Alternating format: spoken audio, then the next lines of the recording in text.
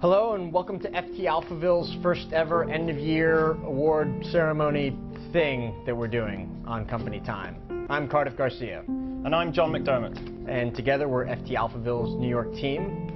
So John, been quite a year.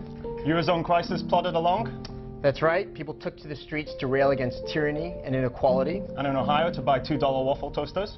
The US lost its AAA credit rating from S&P. Whereas back home in the UK, we did things a little bit more traditionally. Isolationism, spending cuts, and a royal wedding. Oh, come on. You're gloating now. You're Scottish anyways. There's been lots for us and our colleagues to blog about. That's right, and since we're such a generous bunch, we've decided to hand out awards to the people and events that really made the year. Should we get on with the awards? Yeah, let's give out some prizes. All right.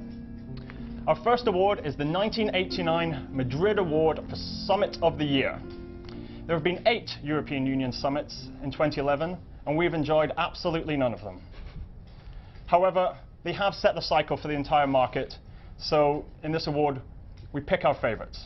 The nominees are June, when everybody ganged up on Greece. The 2nd, in October, when everyone ganged up on Italy. The 3rd, in December, when everyone just ganged up on each other, and then Britain left. But the winner has to be the 2nd March summit, which had everything. The Portuguese government collapsing, the Belgians were on the streets, the Finnish government said no to the EFSF, everybody asked what the EFSF was, and all the while Sarkozy and Cameron are trying to get Merkel to sign up to a war in Libya. Perfect. Absurd. Yeah, I guess the hard part of this award is the prize, right? Yeah. I guess you can't give a summit a prize, but instead we're going to send Herman van Rompuy a copy of the DVD In Bruges, should he want to escape. Next is the Irving Fisher Prize for the year's best prediction, named after the economist who said in 1929 that the stock market appeared to have reached a permanently high plateau just before it gave out, and you can guess where we're going with this. And the nominees are Dick Bove tells CNBC in January that we're now in a golden age of banking. At tape time, the S&P 500 Financial Sector Index is down like 15% year to date. Mark Faber tells Bloomberg that long-term U.S. Treasuries are a, quote, suicidal investment. Every private sector macroeconomist in the world from November of last year to January of this year who said the U.S. economy was finally showing signs of a sustainable, robust recovery. But the winner, of course, is Meredith Whitney's prediction that this year we'd have 50 to 100 sizable muni defaults costing something like hundreds of billions of dollars. We weren't even close. Meredith, congratulations. We were going to send you as a prize the winnings from our leveraged 3 times muni short ETF we bought earlier in the year, but, you know, really didn't make any money. So instead, we're going to send you a bunch of Bitcoins because it's the only currency we can afford to send anybody right now. Congratulations, Meredith. Our 3rd award is the Joseph Cassano Award for Financial Innovation. This award goes to the wonks that came up with the most ingenious way of getting around their problems in 2011. The nominees are Groupon's Adjusted Consolidating Segment Operating Income, or adjusted CSOI. From the company that brought you 60% off a foot clean using Hungry Goldfish came this ingenious piece of accounting which allowed them to not include online marketing spend, a rather large expense for an online marketing company. Wall Street Bank's use of debt valuation adjustments, or DVAs. Now, Cardiff, if your credit score deteriorated, would your bank balance increase? Don't think so. Well, then you're obviously not a Wall Street Bank, who this year took advantage of a long-standing accounting principle that meant when their credit deteriorated, their net income increased. Nice trick. Nice. Yeah. MF Global's repo to maturity trades. You're John Corzine. Hundreds of millions in the bank, a political career, and you're not Hank Paulson. What do? Take over MF Global, leverage it to the hilt, and invest in repo to maturity trades against European sovereign debt. What could go wrong? Counterparties. Counterparties, my friend. But it's back to Europe for the winner. The EFSF leveraged CDO was just an exquisite piece of absurd financial engineering. It had everything. It had tranches. It was underwritten by a monoline. It had Sarkozy trying to explain it. And still nobody wanted it.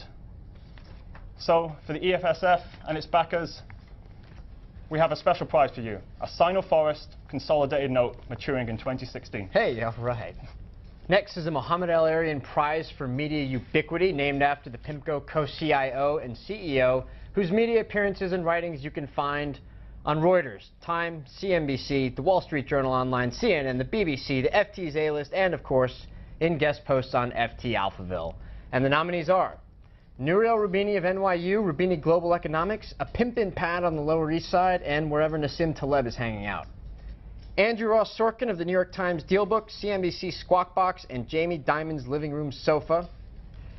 But the winner, of course, is El Arian himself, so ubiquitous he can sponsor the award that he was nominated for and that he's now won. Congratulations, Mohammed.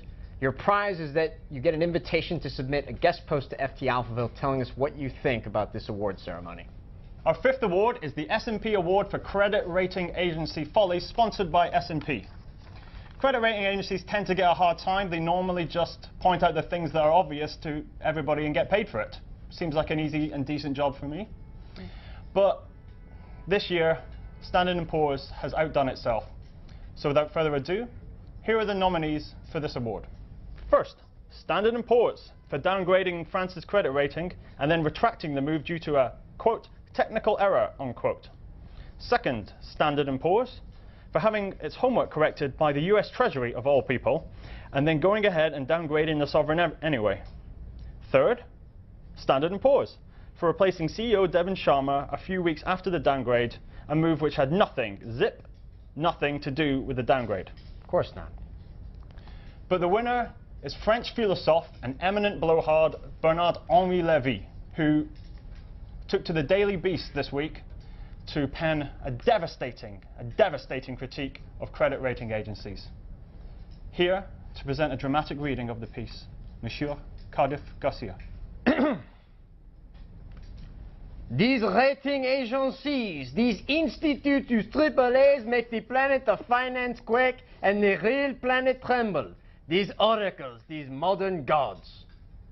Next is the How Does Bernanke Keep His Beard So Smooth Mystery of the Year. And the nominees are, where's the MF Global money? Assuming they don't find it between now and when this thing is finished being edited. How much exposure to Europe do U.S. banks really have? And please don't cite us that nonsense from the FFIEC. Crap in, crap out. How did the Libyan rebels lose an oil transporting tanker called the Equator? Seriously, how do you lose a tanker? Like a set of keys or something. But the winner, of course, is does Sino Forest actually own any trees? And the prize for every Sino Forest convertible debt holder who's about to be defaulted on is a bonsai forest. They're on their way. And finally, the Paul McCartney died in a fiery car crash, recurring rumor that never seems to be true award. The nominees are China and the other BRICS will contribute to the bailing out of Europe. Sure, because that makes sense. The European Central Bank will find a way to lend money to Europe through the IMF. Wells Fargo will buy Morgan Stanley.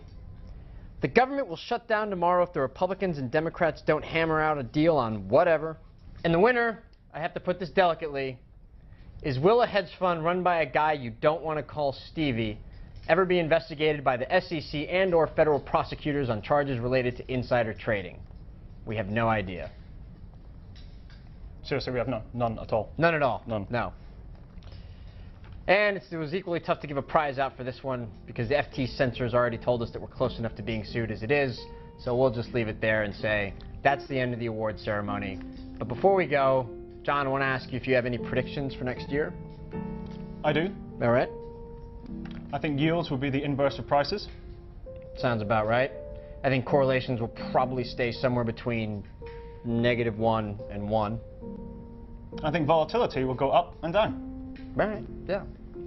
Well, I think that's exactly the type of insight that our the readers of FT Alphaville have come to expect from us.